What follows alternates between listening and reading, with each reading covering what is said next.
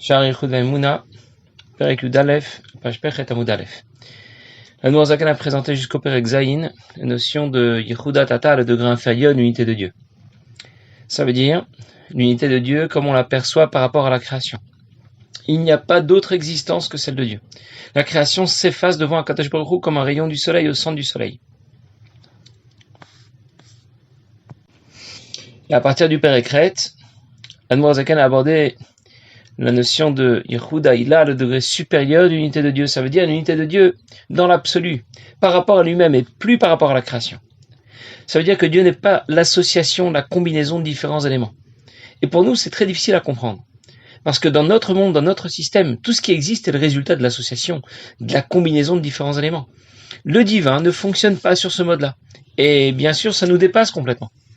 La Nourzakan a aussi précisé que l'unité de Dieu, dans sa conception la plus haute, concerne aussi ses midot, ses sphirotes, les attributs divins. Ça veut dire que sa volonté ou sa satisfaction, sa sagesse ou sa connaissance, sa bonté ou sa rigueur, tout cela ne fait qu'un avec Akadosh Baruch Hu. Et on a aussi beaucoup de mal à l'imaginer. Parce qu'à notre niveau, ça ne fonctionne pas comme ça. Il y a ce que je suis et ce que je veux, ce qui m'intéresse et ce que je crains, ce qui me satisfait et ce que je comprends. Ces valeurs, pour nous, à notre niveau, sont bien distinctes. Et elles ne font qu'un avec Akadosh Baruch Hu. À son niveau, c'est la même chose. Et la Nourzakan a expliqué. Tu ne peux pas saisir Akadosh Baruch Hu lui-même l'essence de Dieu. Tu ne peux pas saisir non plus ce que sont ses midot, ses attributs. Eh bien, tu ne peux pas non plus saisir de quelle manière l'essence de Dieu et ses attributs, Atzmut et ses midot, ne font qu'un. Et dans le Perek Yud Aleph, la Nourzakan va poursuivre encore plus loin son développement. Et il va l'appliquer non pas seulement aux midot d'Akadosh Baruch Hu, aux attributs divins, mais aussi aux Asara Mamarot, aux 10 paroles par lesquelles le monde a été créé. Quand quelqu'un veut aider quelqu'un d'autre, il doit d'abord avoir envie de l'aider, c'est l'étape des midot, des émotions, des sentiments. Et il doit ensuite concrétiser cette aide. En pensée, il doit penser de quelle manière l'aider. En parole, lui parler gentiment, le réconforter. Et dans l'action, lui apporter l'aide matérielle dont il a besoin. Le divin s'organise aussi suivant le même schéma, puisque nous avons été créés à l'image de Dieu. On distingue les midot d'Akadosh Baruch Hu qui correspondent aux émotions, aux sentiments pour l'homme. Les Mahamarot, les paroles d'Akadosh Baruch Hu, qui correspondent à la concrétisation de ces midot pour l'homme. Ça veut dire que les Asara Mamarot, les 10 paroles par lesquelles le monde a été créé pour Akadosh Baruch Hu, correspondent pour l'homme à sa pensée, à sa parole et à ses actions. Mais la parole de Dieu dont il est question n'est pas une parole audible. Dans Igret HaKodesh, nous verrons, Zrat Hashem, un passage dans lequel la Nourzakan explique que les lettres organisent nos pensées, les lettres organisent nos paroles. Ces lettres sont les vecteurs de nos sentiments, comme quelqu'un qui a envie d'être bon et généreux, ou d'être rigoureux et sévère, et qui va exprimer, traduire ses sentiments, ses émotions, en pensée, en parole, en action. Les lettres et les mots qui organisent ce qu'on appelle la Asara Mamarot, les 10 paroles par lesquelles le monde a été créé, sont les vecteurs qui vont aussi exprimer, traduire, révéler les midot d'Akadosh Baruch Hu dans la création. Sa volonté, sa sagesse, sa bonté ou sa rigueur vont s'exprimer et se révéler dans la création par ces vecteurs que l'on appelle la Asara Mamarot, les 10 paroles, mais qui ne correspondent pas à des paroles audibles. Le concept des Asara Mamarot est seulement emprunté, encore une fois, à notre système, mais complètement décalé en réalité par rapport au divin. En d'autres mots, Dieu n'a pas besoin de parler pour réaliser quoi que ce soit, pour créer quoi que ce soit. La parole de Dieu correspond au vecteur, à l'expression de l'un de ses attributs, de sa sagesse qui s'exprime dans la Torah, de sa bonté qui va s'exprimer dans la création de la lumière, de sa rigueur qui va s'exprimer dans la création du firmament. Et tout cela, c'est ce dont nous a parlé la Nourzakan jusqu'à la fin du Perek Yud. Je récapitule. Dieu ne fait qu'un. Il n'est pas le résultat de l'association de différents éléments. Les midot d'Akadosh Baruch Hu, ses attributs, ne font qu'un avec Akadosh Baruch Hu. Et bien de la même manière, nous allons dire maintenant dans le Perek Yud Aleph que ces Mahamarot, les paroles par lesquelles le monde a été créé et qui sont dans le prolongement de ces midot, ne font qu'un aussi avec Akadosh Baruch Hu. Pour un homme, on distingue parfaitement ce qu'il est lui-même, ce qu'il ressent et ses émotions, et puis ce qu'il pense, ce qu'il dit et ce qu'il fait. Ce qu'il fait, ce n'est pas lui-même. Ce qu'il pense, ce n'est pas lui-même. Ses émotions et ses sentiments, ce ne sont pas lui-même. On distingue ce qu'il est, ce qui le motive, comment cette motivation se traduit en pensée, comment elle se traduit en parole ou en action. L'action n'est pas la parole n'est pas la pensée, ce n'est pas sa motivation. Ce qui le motive, ce n'est pas lui-même. Pour Akadosh Baruch Hu, toutes ces valeurs ne font qu'une seule chose. Dieu n'est pas divisible. Ses midot, ses attributs ne font qu'un avec lui. Et nous allons voir tout de suite que même ces Mahamarot, les paroles qui sont dans le prolongement de ces midot, ne font qu'un avec lui. Alors je commence dans les mots. Les 10 paroles par lesquelles le monde a été créé ne sont appelées des paroles que par rapport à nous, pas par rapport à Dieu. Comme les attributs divins, ces sphirotes vont venir se concrétiser. Alors, pardon, on ne parlait pas de Dieu, on parlait de l'homme. Comme un homme qui veut concrétiser ses émotions, ses sentiments, va les concrétiser d'abord en pensée. Ces pensées vont être organisées par les lettres et les mots auxquels il va penser.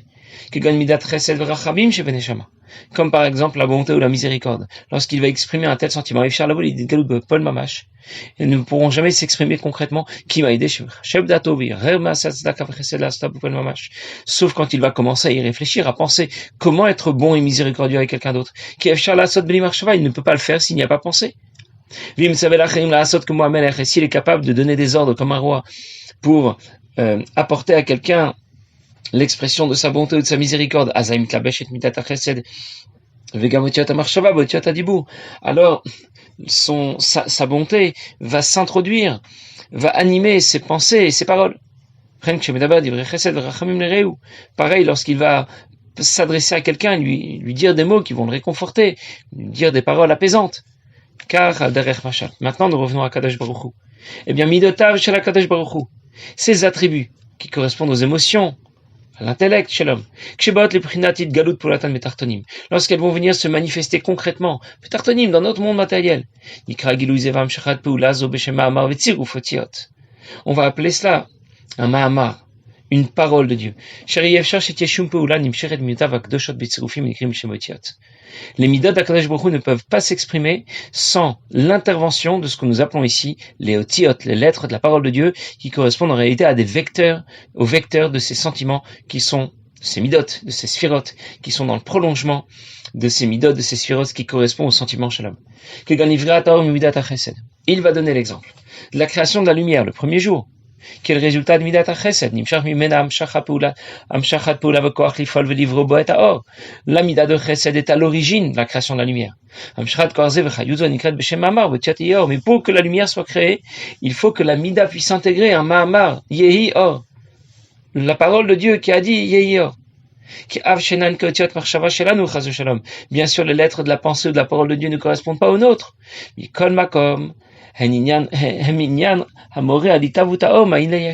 Mais ça vient exprimer l'idée de la concrétisation de ces midot et de la création de la lumière à partir de rien. Et c'est pour ça que la lumière a été créée à partir de cette émanation du divin, de Chesed.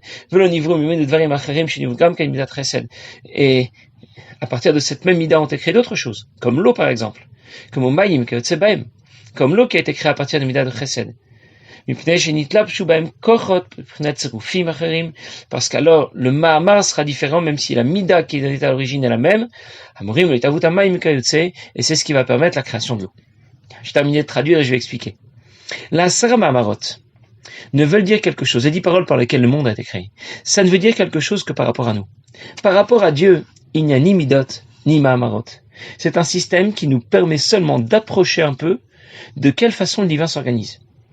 La description de ce schéma et de cette organisation n'est faite que pour nous. Mais pour Akadosh Baruch Hu, il n'y a ni midot, ni mahamarot, ni attribut divin, ni parole. Parce que ces midot et ces mahamarot fusionnent avec l'essence de Dieu. On ne les distingue plus de l'essence de Dieu. Et c'est tout à fait normal qu'on ait du mal à le comprendre, parce que rien ne ressemble à ça dans notre système.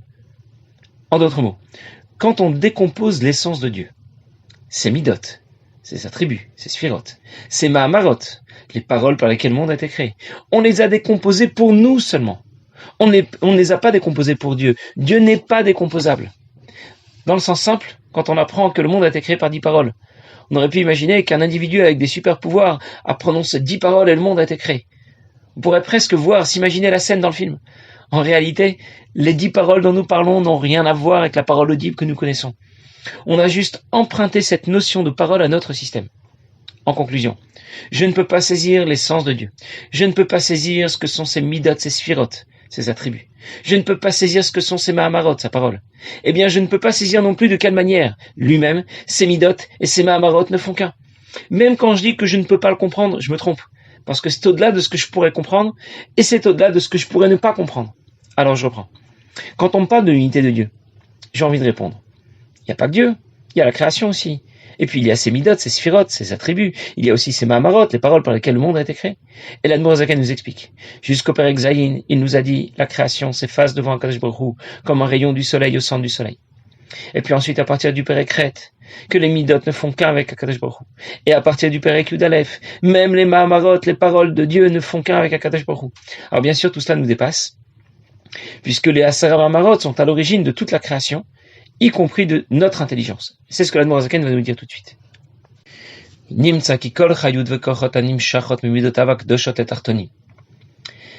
L'ensemble de l'émanation de ces midot qui apportent à la création les baram ma'in leyesh, leur existence à partir de rien, leur chayotam mulkaimam, et leur permettent de se maintenir, de maintenir leur existence. On les appelle des lettres, des saintes lettres,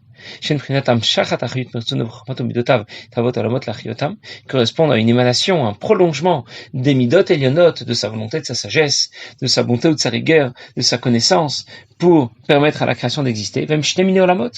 Et on distinguera alors deux sortes de mondes dans la création. Les mondes cachés qui ne se révèlent pas, qui sont le résultat des otiyot, on va dire tout de suite, de la pensée, des lettres de la pensée, comme on peut imaginer ce que sont les lettres de la pensée qui ne se révèlent pas aux autres chez l'homme. Et puis, Valmin et Gayan, il y a les lettres de la parole, qui sont le développement des lettres de la pensée, comme c'est le résultat chez l'homme. Les paroles sont le développement de ses pensées. Eh bien, pour Akadosh Baruch Hu, ça fonctionne sur le même mode, mais bien sûr de façon complètement décalée. En même temps, on les compare et on va dire que c'est incomparable. Et quand les paroles de Dieu se révèlent, alors on les appelle des mahamarot, varachem, roarpiv, le souffle de sa bouche. Et alors on les a comparés à la parole de l'homme, qui viennent révéler à ceux qui l'écoutent ce qui était auparavant caché dans ses pensées. Alors je vais reprendre. L'organisation du divin est comparée à celle de l'homme. On évoque son essence, qui sera à l'origine de ses midot, de ses attributs, qui vont elles-mêmes se traduire en mahamarot, en paroles. Pour l'homme, ça correspond à ce qu'il est, ce qui le motive, et comment il va traduire ses motivations en pensée, en parole et en action. Les 10 mahamarot, les 10 paroles d'Akadosh Baruch Hu, sont donc comparées à nos pensées, à nos paroles et à nos actions. Mais en même temps qu'on les compare, en même temps qu'on compare l'homme au divin, en même temps on t'explique que c'est complètement différent et décalé. Et puisque les lettres d'Asara Mahamarot, des 10 paroles par lesquelles le monde a été créé, interviennent dans l'expression des midot d'Akadosh Baruch Hu, de ses attributs pour permettre l'existence de la création, eh bien on distinguera deux grandes catégories de monde. Il y a ceux qui sont cachés, comme nos pensées qui sont cachées, et puis il y a ceux qui sont révélés, comme nos paroles qui sont révélées. Un monde se traduit olam. Olam, c'est milashon helem, ça veut dire un voile. Quand un monde est caché, c'est que le divin s'y révèle davantage. Quand un monde est révélé, comme le nôtre, eh bien c'est que le divin s'y cache davantage. Alors je récapitule. On distingue pour l'homme les lettres qui organisent ses pensées, qui sont cachées, et les lettres qui organisent ses paroles, qui sont révélées. Eh bien on distingue aussi pour le divin les otiot akdoshot, les saintes lettres qui traduisent les midot de façon cachée, ce qui permettra l'existence des mondes cachés de la création. Et les otiot akdoshot, les saintes lettres qui traduisent les midot de façon révélée, ce qui permettra l'existence des mondes révélés de la création. On a donc comparé les midot d'Akadosh Baruch Hu et les nôtres. Ses pensées à nos pensées, ses paroles à nos paroles. Mais nos midot n'ont rien à voir avec ses midot. Nos pensées n'ont rien à voir avec ses pensées. Nos paroles n'ont rien à voir avec ses paroles. Tu pensais comprendre ce que voulait dire la parole de Dieu, sa pensée, sa bonté, sa sagesse ou sa volonté, mais tu as des années-lumière de l'avoir compris. Et quand tu dis que Dieu est bon, tu te trompes. D'abord parce qu'il n'est pas seulement bon, et en plus parce que sa bonté n'a strictement rien à voir avec la tienne. Ce que va dire tout de suite l'Admor Zaken dans les mots, Aval bemet prinat otiot adibur shel mala. Les lettres de la parole de Dieu, il est mala mi madregat ou maut, chorma vesechal anivreim. C'est bien au-delà de ce qu'on peut comprendre, bien au-delà de notre intelligence. Ça veut dire que Dieu te dépasse complètement. Ses midot, ses attributs te dépassent complètement. Et ses mahamarot aussi, sa parole te dépasse complètement. Pour cette raison que cette série de chapitres porte le nom de Shar HaYichud Va'emuna. Parce qu'on ne peut pas saisir l'unité de Dieu, Yichud. On ne peut qu'y croire, Emuna. quand je comprends qu'il est au-delà de tout ce que je peux comprendre, c'est là que je commence un peu à m'approcher de Dieu. Dans la Tefila de Moussav des Shalosh Regalim, des 3 fêtes, nous disons nous n'avons plus de Beth Amikdash, et donc on ne peut plus venir se prosterner depuis qu'il n'y a plus de Beth Amikdash. Pourquoi pas? On n'a qu'à dérouler un tapis par terre et se prosterner. C'est qu'il y a une grande différence entre s'incliner et se prosterner. Celui qui s'incline fait un geste de soumission, parce qu'il pense avoir compris la grandeur de Dieu, parce qu'il pense avoir compris que Dieu mérite qu'on s'incline devant lui. Celui qui se prosterne, il se retrouve face contre terre, pieds et bras allongés. La conviction est beaucoup plus profonde. Pourquoi ce n'est plus possible? Parce que nous n'avons plus cette vision profonde du divin qu'ils avaient à l'époque du Beth Amikdash. Ils avaient à l'époque cette vision, cette conception du divin que nous devons nous maintenant retrouver dans les livres. C'est pour cela qu'on parle de l'Eraot ou l'Ishtachavot, de voir et se prosterner. À l'époque, cette conception du divin était presque visible. Prinat Reiya. À notre époque, cette conception du divin n'est absolument pas évidente. On la retrouve dans Sharichut Vaimuna, mais on a encore du mal à l'intégrer. On en parle au moins, ça a le mérite d'avoir été dit. C'est pour ça qu'on nous parle de voir et de se prosterner. Avoir cette vision profonde de l'existence, de l'unité de Dieu. Ce n'est plus possible, mais on peut au moins en parler. On parle de voir pour évoquer ce qu'on ne peut pas t'expliquer, mais dont tu seras convaincu comme si tu l'avais vu. Et c'est ce qui t'amènera à ce mouvement profond qui se traduit par le fait de se prosterner. Nous n'avons plus de Beth Amikdash, nous n'avons plus cette conviction profonde de l'existence et de l'unité de Dieu. Mais on la retrouve tout de même un peu ici dans Sharichut Vaimuna. En d'autres mots, la Noirzaken ne fait pas qu'une dissertation de 12 chapitres au sujet de l'unité de Dieu. L'unité de Dieu comme ci, comme ça, par rapport à Dieu, par rapport à nous. Il veut nous faire ressentir l'existence et l'unité de Dieu. Un peu comme à l'époque du Beth Amikdash. On raconte que quand Akadosh Baruch Hu a donné au Bnei Israël la Seret Adibot, les 10 commandements, Parcha Nishmatan, leur Neshama ne l'a pas supporté. Ils sont tous morts, leur Neshama s'est envolé pour rejoindre le divin. Et bien sûr, tout de suite après, Dieu les a fait vivre. Parce que le divin s'était révélé en pleine puissance. Sinon, qu'est-ce qu'ils n'auraient pas supporté déjà? On leur donne des informations qui semblent tellement banales. Anochi Hashem Elokecha, je suis l'Éternel ton Dieu. D'accord? Lo yelecha Elokim acherim, tu n'auras pas d'autre Dieu. Seder Gamur, parfait. Il n'y a pas de quoi être déstabilisé, perdre le contrôle. Parce que Dieu ne vient pas qu'apporter au Bnei Israël des informations le jour de Matan Torah. Écoutez-moi bien, j'ai un scoop. Je suis l'Éternel ton Dieu qui t'ai fait sortir d'Égypte. C'est pas ça. L'essence de Dieu s'est révélée. Et je comprends alors que la Neshama s'est envolée. Et c'est un peu cette expérience que la Noirzaken veut nous faire vivre. Avoir cette conviction profonde de l'existence et de l'unité de Dieu. Passez une bonne journée.